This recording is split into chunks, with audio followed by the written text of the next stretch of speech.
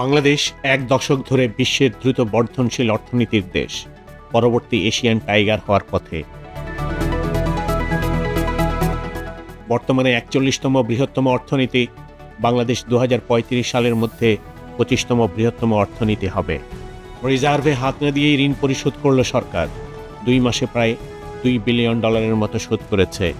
আগামী ২ মাসের মধ্যে অপরিশোধিত ঋণ এবং আগামী ২ মাসের মধ্যে প্রযোজ্য ঋণ শোধ করে চলতি এবং পূর্ববর্তী দায় থেকে বেরিয়ে আসা হবে।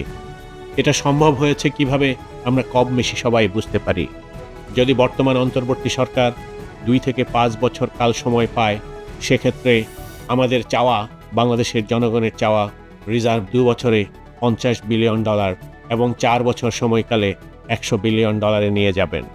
বাংলাদেশের মূল্যস্ফীতি ২ বছরান্তে ৫ ভাগ এবং ৪ বছরান্তে ১ থেকে ২ ভাগে নিয়ে আসবেন। আমরা ৪০ টাকায় ১ কেজি চাল কিনব।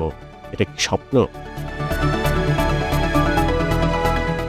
দুর্নীতি ধারণা সূচকে বাংলাদেশকে বর্তমান সূচক থেকে ১৯৪৯তম স্থান থেকে ২ বছরে ১০০তম স্থানে উন্নীত করবেন এবং ৪ বছরান্তে ৫০তম স্থানে উন্নীত করবেন। বাংলাদেশের মাথাপিছু ঋণ ২ বছরে ২০ ভাগ কমিয়ে আনতে হবে, অর্থাৎ মাথাপিছু ঋণের পরিমাণ ১,১০,০০০ টাকা থেকে কমিয়ে ৮৮,০০০ টাকায় নিয়ে আসতে হবে এবং ৪ বছরান্তে ৫০,০০০ টাকায় নিয়ে আসতে হবে। বাংলাদেশে ২০২২ সালে জনসংখ্যার ১৮.৭% জাতীয় দারিদ্র্য সীমার নিচে বাস করত। বাংলাদেশে ২০২৩ সালে $2.15 ক্রয় ক্ষমতা দিনের নিচে কর্মরত জনসংখ্যার অনুপাত ছিল ৫.৮%। দারিদ্র্য সীমার পরিমাণ ২ বছর অন্তে ১৫% এবং তাদের ক্রয় ক্ষমতা দৈনিক $5 বেশি উন্নীত করবেন এবং ৪ বছরান্তে 10%-এর নিচে নিয়ে আসবেন, যাদের ক্রয় ক্ষমতা $10 দৈনিকের বেশি উন্নীত করবেন।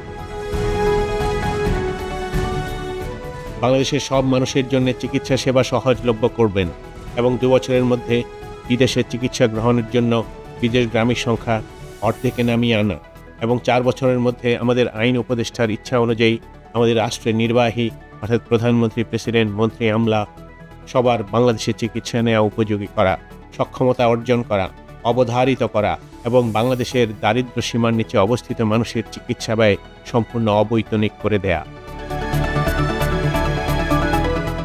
শিক্ষা ব্যবস্থার উন্নয়ন, দ্বাদশ পর্যন্ত সব ধরনের শিক্ষা অবৈতনিক করা এবং সবার জন্য বাধ্যতামূলক করা। ৩ থেকে ৪ বছরের মধ্যে শিক্ষকদের বেতন দ্বিগুণ করে দেয়া। বিদেশ থেকে রেমিটেন্স প্রবাহ ২ বছরে $৩.৫ বিলিয়ন প্রতি মাসে এবং ৪ বছরান্তে $5 বিলিয়ন প্রতি মাসে নিশ্চিত করা। মানি লন্ডারিং শূন্যের কোঠায় নিয়ে আসা, বিদেশে অর্থ পাচার সম্পূর্ণ বন্ধ করে দেওয়া।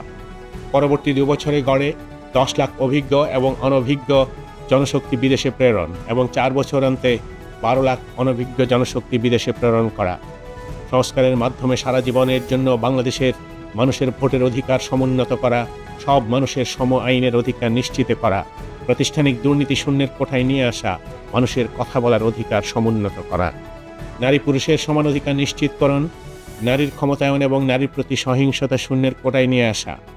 সরকারি, আধা সরকারি, স্বায়ত্তশাসিত, বেসরকারি প্রতিষ্ঠানের দুর্নীতি আগামী 4 বছরের মধ্যে শূন্যের কোঠায় নিয়ে আসা। পরবর্তী 4 বছরের মধ্যে জিডিপিতে কৃষি এবং শিল্প খাতের অবদান মোট জিডিপির 65%-এ উন্নীতকরণ। জন্মকালীন শিশু ও মাতৃমৃত্যু শূন্যের কোঠায় নিয়ে আসা। 4 বছরের মধ্যে সড়কে মৃত্যু 60 থেকে 80 ভাগ কমিয়ে আনা। আগামী 4 বছরের মধ্যে সরকারি সম্পদের অপচয় 90 ভাগ কমিয়ে আনা।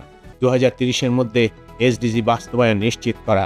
সামরিক সক্ষমতায় বাংলাদেশকে সুরক্ষা বলয়ে নিয়ে আসা এবং প্রতিবেশী বা দূরবর্তী দেশের অবৈধ হস্তক্ষেপের বিরুদ্ধে সক্ষমতা অর্জন করা। গত 16 বছরে মানুষের যে নৈতিক অবক্ষয় হয়েছে তা উন্নীত করা। শেষে এই সরকারকে প্রমিস করতে হবে তারা ঘুষ বন্ধ করে দেবেন, পাবলিক ফান্ডের অপচয় বন্ধ করে দেবেন। কর্মকর্তারা ফলাফলের সম্মুখীন না হয়ে ব্যক্তিগত লাভের জন্য তাদের সরকারি অফিস ব্যবহার করে। এক্ষেত্রে জবাবদিহিতা নিশ্চিত করতে হবে।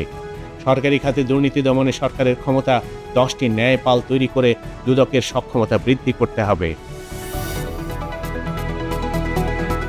সরকারি খাতে অতিরিক্ত লাল ফিতা বা দুর্নীতির সুযোগ বাড়িয়ে দিতে পারে, লাল ফিতা কাটা হবে না। সিভিল সার্ভিসে স্বজনপ্রীতিমূলক নিয়োগ, মানুষের কর্মের অধিকার প্রতিষ্ঠিত করতে হবে। আইন নিশ্চিত করে যে সরকারি কর্মকর্তাদের অবশ্যই তাদের অর্থ এবং সম্ভাব্য স্বার্থের দ্বন্দ্ব প্রকাশ করতে হবে। সরকারি কর্মকর্তাদের আয় ব্যয়ের হিসাব সবার জন্য উন্মুক্ত থাকতে হবে। যারা ঘুষ ও দুর্নীতির মামলা রিপোর্ট করে তাদের জন্য আইনি সুরক্ষা, মানুষ নিশ্চিন্তে ভালো মন্দ নিয়ে কথা বলবে নিশ্চিত করতে হবে। পাবলিক অ্যাফেয়ার্স বা সরকারি কার্যক্রমের তথ্যে অধিকার থাকতে হবে। তথ্য পাওয়ার অধিকার সবার জন্য সমান হতে হবে। বর্তমান অন্তর্বর্তী সরকার তো আরও অনেক বড় কিছু অর্জন করবেন ভেবে দায়িত্ব নিয়েছেন। উপরোক্ত কাজগুলো কি 2 থেকে 4 বছরে করতে পারবেন? এবং আপনি কি চান 2 থেকে 4 বছরে উক্ত কাজগুলি করুক না না করুক? তাহলে সময় দিন, ভালো কিছু পাবেন। আপনার ব্যক্তিগত উন্নতির চাইতে সমষ্টিগত উন্নতি আপনার জন্যে এবং সবার জন্যেই মঙ্গল।